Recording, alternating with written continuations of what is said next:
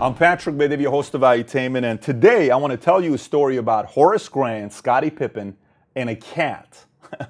Horace Grant, Scottie Pippen, and a cat. Listen, if you haven't read the book, The Life by Michael Jordan, or audiobook, you got to listen to it. Paul, can we put a link up here with the picture on the video and as well on the link on the bottom so you can get it and buy it for yourself? This is an incredible book to read because there's so much insight on the mind of the greatest basketball player of all time. So let me tell you a story about what happens. So this is the part about leadership development and being too soft, and without working on your mental and emotional toughness of any game you're in, you're not going to elevate to the next level. And there's always somebody that's going to challenge you to elevate. So Horace Grant and Michael Jordan, Horace Grant and Scottie Pippen, they're coming out of college and they get drafted and they go to the Chicago Bulls, okay? The Chicago Bulls have the best player in the NBA, Michael Jordan. Everybody knows who Michael Jordan is. Scottie and Horace become best of friends. They become best friends. They party together.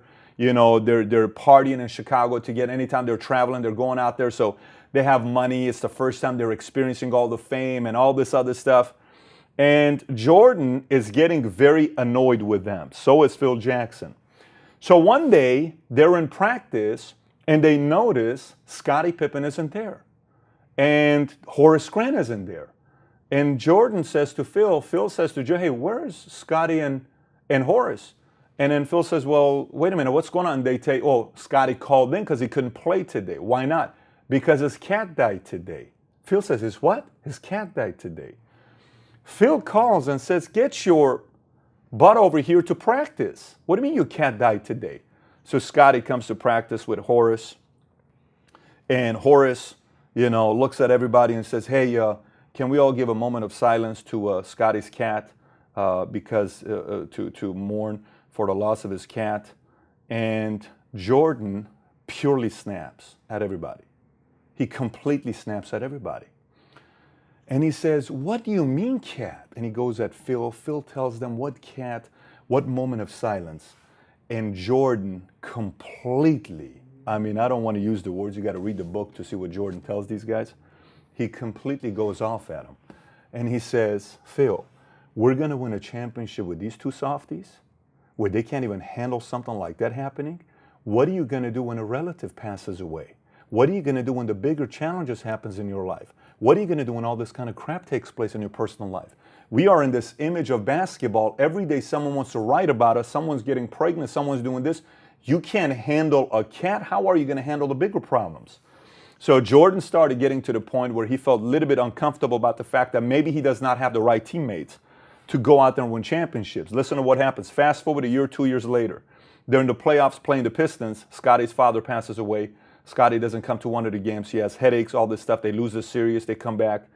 And Phil realizes in order for them to build a team that can win a championship to face against the Pistons, Phil needs to develop a stronger, mentally and emotionally tough leaders, because Jordan will not stop pushing and challenging them on how soft they are in order to win a championship. Because nobody wins a championship without some incredible, life-changing events that happens that's difficult. Whether you go to Tony Dungy in the book Quiet Strength when his son passes away, Arnold Schwarzenegger who's going to Mr. Olympia when his brother and his father pass away. If you go to anybody that's ever done anything big, Teddy Roosevelt, who lost his first two wives and his kids and he became a president, if you go to anybody who ever ends up competing at the highest level, they eventually have to learn how to become mentally and emotionally tough. And if you're in the team building business where you have a staff, you have a team, you have a group of agents, if you don't mentally and emotionally drill for will of your team over skill constantly, when hard times show up, you're going to realize you have a very soft team. If you don't talk about it, the tough times will definitely reflect how soft of a team you've built versus how tough of a team you've built. This doesn't mean you don't mourn. This doesn't mean you don't cry. This doesn't mean you don't get emotional. This doesn't mean you're not in pain. This doesn't mean you're not upset. This doesn't mean you're not, emotionally getting furious. This doesn't mean you're not going through any of that stuff. But it still means you have a life to live. You still have other things that's going on. You still have responsibility. You still got to rise up if you want to be considered a leader.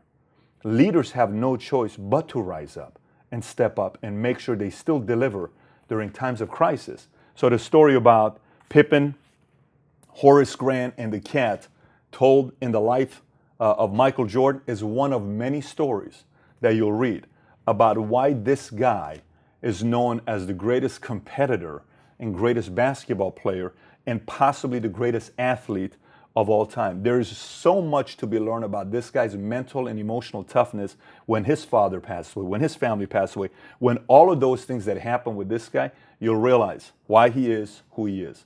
It's my message of the week to you, and please, if you have any questions and comments, comment on the bottom. If you haven't subscribed to this channel, be sure to subscribe to this channel as well. Thanks for watching.